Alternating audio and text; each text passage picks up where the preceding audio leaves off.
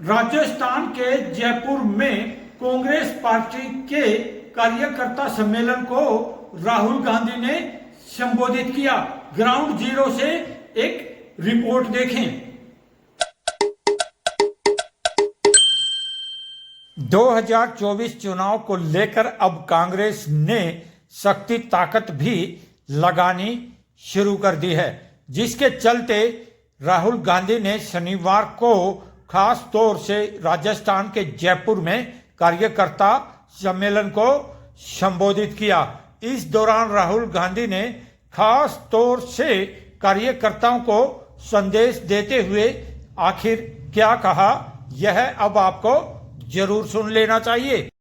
फर्क है बीजेपी में और कांग्रेस पार्टी में, विचारधारा की लड़ाई चल रही है।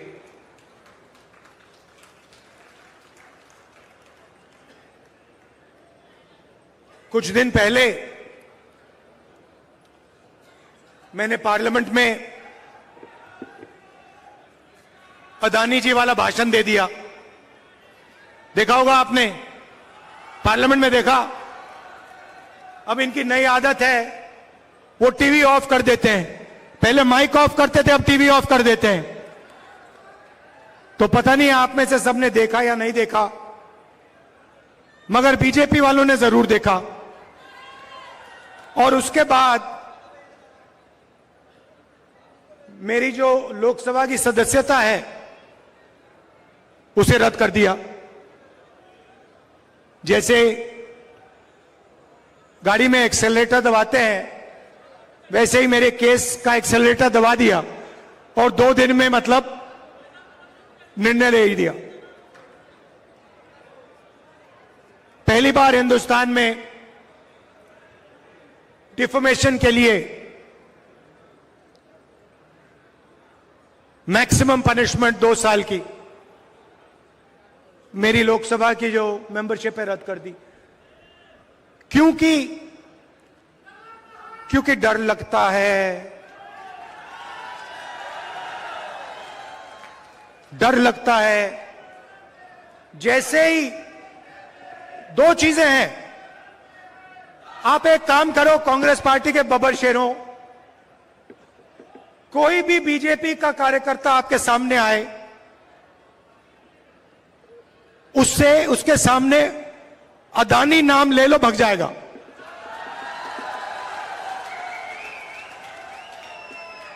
एक से उसको सामने खड़ा कर होगा, आएगा, वो कुछ भी कहे, आप उससे कहो भैया एक बात बताओ, ये आपके जो प्रधानमंत्री हैं इनके बीच में और अदानी जी के बीच में क्या रिश्ता है, बीजेपी वाला भग जाएगा।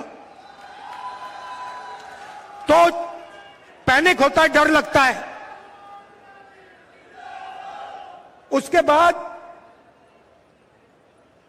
दूसरा भाषण दिया, प्रेस कॉन्फ्रेंस की तारीखें आप मिला लीजिए। जैसे ही मैंने लोकसभा में भाषण दिया, वैसे ही मेरे केस पर एक्सेलरेटर दबा दिया गया। उसके बाद इंटरनेशनल फाइनेंशियल अखबार में अदानी जी के बारे में कहानी आती है। मैंने प्रेस कॉन्फ्रेंस किया। जिस दिन प्रेस कॉन्फ्रेंस किया, उस दिन नरेंद्र मोदी जी ने स्पेशल सेशन लागू कर दिया। और पहले महिला आरक्षण की बात नहीं थी। आपको याद होगा, पहले हिंदुस्तान के नाम को बदलने की बात थी। याद है आपको? इंडिया से भारत। अब पहली बात, कॉन्स्टिट्यूशन में साफ लिखा है इंडिया दैट इज भारत, मतलब दोनों नाम कॉन्स्टिट्यूशन में हैं। मगर ये इन्होंने पहले नया बहाना बनाया, इंडिया वर्सेस भारत। कोई झगड़ा नहीं इंडिया और भारत के बीच में, मगर इन्होंने कोशिश की भैया इंडिया और भारत के बीच में लड़ाई कराओ। थोड़े दिनों में उनको पता लग गया कि जनता इसको एक्सेप्ट नहीं करेगी। जनता ये बात को सुनने के लिए तैयार ही नहीं है। प्रॉब्लम हो गई। अब स्पेशल सेशन में क्या करें? स्पेशल सेशन तो अनाउंस कर दिया, अब क्या करें? चलो महिला आरक्षण की बात करते हैं। अब देखिए, महिला आरक्षण का हमने पूरा समर्थन किया है। राजीव गांधी जी पंचायती राज में महिला आरक्षण लाए थे। हमने बिल का, सब पार्टियों ने, इंडिया ने, जो हमारा गठबंधन है, सब पार्टियों ने कहा हम इस बिल को पूरा समर्थन देते हैं। मगर इसमें हमारे 2-3 सवाल हैं। सवाल के जवाब दे दीजिए। पहला सवाल, इसमें ओबीसी महिलाओं के लिए रिजर्वेशन क्यों नहीं किया? दूसरा सवाल,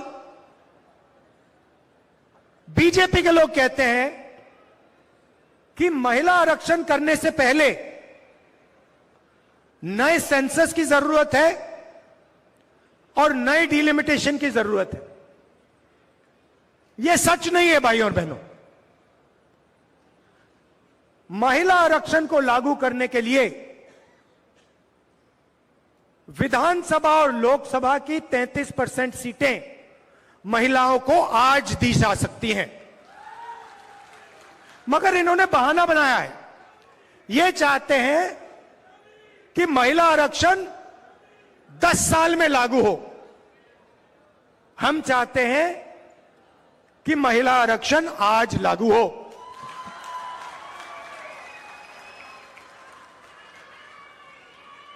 और ओबीसी महिलाओं को महिला आरक्षण का फायदा मिले। अब पार्लियामेंट में मेरा भाषण था, तो भाषण के लिए मैंने थोड़ी रिसर्च की।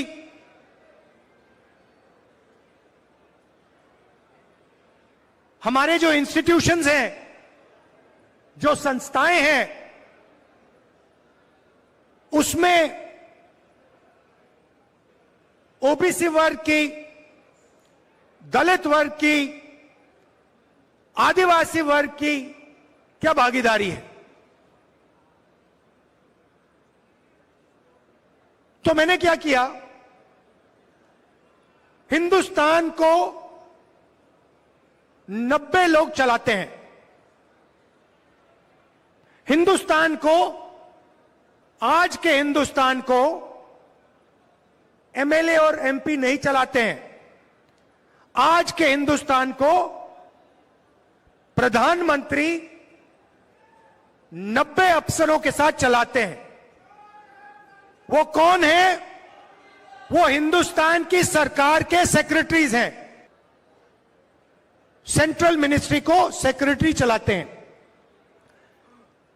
तो मैंने एक बात चेक की कि ये जो लोग 90 लोग हैं जो हिंदुस्तान की सरकार को चलाते हैं, पूरा का पूरा पावर इनके हाथ में है। हिंदुस्तान किस ओर जाएगा, शिक्षा में क्या निर्णय लिए जाएंगे, स्वास्थ्य में क्या निर्णय लिया जाएंगे, नरेगा का डिजाइन कैसे होगा, भोजन के अधिकार का डिजाइन क्या होगा, ये 90 लोग चुनते हैं, ये डिसाइड करते हैं। तो मैंने सोचा देखता हूं इन 90 लोगों में से नरेंद्र मोदी जी की सरकार में ओबीसी कितने हैं। नरेंद्र मोदी जी 24 घंटा ओबीसी की बात करते हैं। भाइयों और बहनों, आज 90 लोगों में से 3 लोग ओबीसी वर्ग के हैं। 3 लोग ओबीसी वर्ग के हैं और बात सुनिए, वो 3 लोग हिंदुस्तान के सिर्फ 5% बजट पे निर्णय लेते हैं। मतलब 3 हैं और सरकार में उनकी कोई पावर नहीं है, कोई नहीं सुनता उनकी, उनको कोने में रखा हुआ है।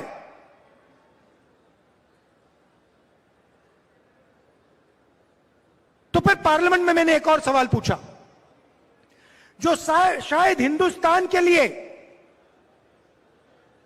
ओबीसी वर्ग के लिए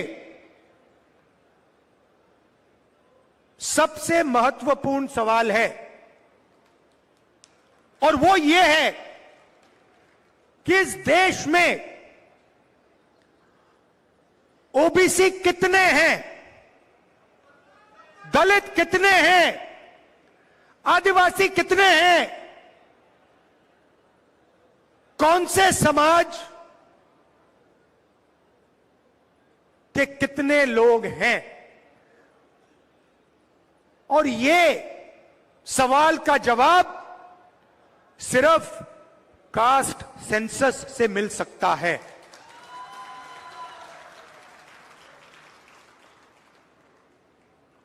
जैसे ही मैंने कास्ट सेंसस की बात शुरू की पार्लियामेंट हाउस में, आप देख लेना,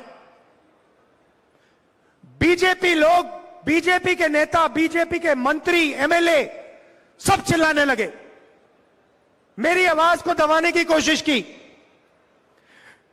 टीवी का कैमरा हिल गया कि देश के ओबीसी को यह पता ना लगे कि हिंदुस्तान की सरकार को जो चलाते हैं, 90 लोग जो चलाते हैं, उनमें से सिर्फ 3 ओबीसी वर्ग से आते हैं।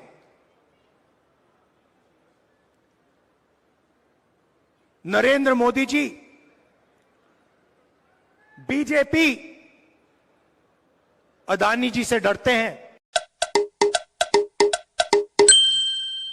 इस अवसर पर कांग्रेस पार्टी के राष्ट्रीय अध्यक्ष मल्लिकार्जुन खड़गे ने भी मंच से बोलते हुए कार्यकर्ताओं को काफी नसीहत दी और कहा कि चुनाव नजदीक है तो वह भी अब शक्ति ताकत से जुट जाएं। इस दौरान आखिर मल्लिकार्जुन खड़गे ने कार्यकर्ताओं को क्या नसीहत दी है, यह भी अब आपको जरूर सुन लेना चाहिए। आपको नौकरियां कहां से मिलेंगे, रिजर्वेशन कहां से मिलेगा, सरकार नौकरियां भी कम हो रहे हैं। अध्यक्ष राहुल गांधी जी बोले कि 90 सेक्रेटरी में से ओबीसी के सिर्फ 3 सेक्रेटरी है। कितने हैं? सिर्फ 3। 90 में 3 ओबीसी है तो SC ST का तो कुछ भी नहीं, वो तो साफ, उनको कोई पूछने वाला ही नहीं है। अगर ऐसा ही हुआ तो पुराने दिन आएंगे, मनु के दिन आएंगे, और मनु के दिन अगर आ गए परमानेंटली आप गुलाम बन जाएंगे। आप गुलाम बने, क्या आप गुलाम बनना चाहते हो? नहीं। अगर गुलाम बनना नहीं चाहते हो तो कांग्रेस को वोट दो। अगर आप गुलाम बनना नहीं चाहते हो, संविधान की रक्षा करो। अगर आप गुलाम नहीं बनना चाहते हो, लोकतंत्र को बचाओ। आप गुलाम नहीं बनना चाहते हो, एक दूसरे का सपोर्ट करो, आगे आओ, हम आपके साथ हैं। इतना कहते हुए मेरे भाषण को समाप्त करता हूं। जय हिंद, जय कांग्रेस, जय हिंद। कांग्रेस पार्टी के नेता जहां भी अब जाकर अपनी रैलियां कर रहे हैं तो ओबीसी का मुद्दा हर हाल में उठाना नहीं भूलते हैं। लेकिन 2024 चुनाव में मतदाता ही तय करेंगे कि आखिर वह देश का राजा किसे बनाना चाहते हैं। कांग्रेस पार्टी के राष्ट्रीय अध्यक्ष मल्लिकार्जुन खड़गे ने कार्यकर्ताओं को संदेश देते हुए कहा कि अब 2024 चुनाव आने वाला है तो वह शक्ति ताकत से जुट जाएं और कांग्रेस को देश में लाने का प्रयास करें, जिससे आपकी शक्ति बढ़ेगी। राजेश खत्री, जयपुर, राजस्थान।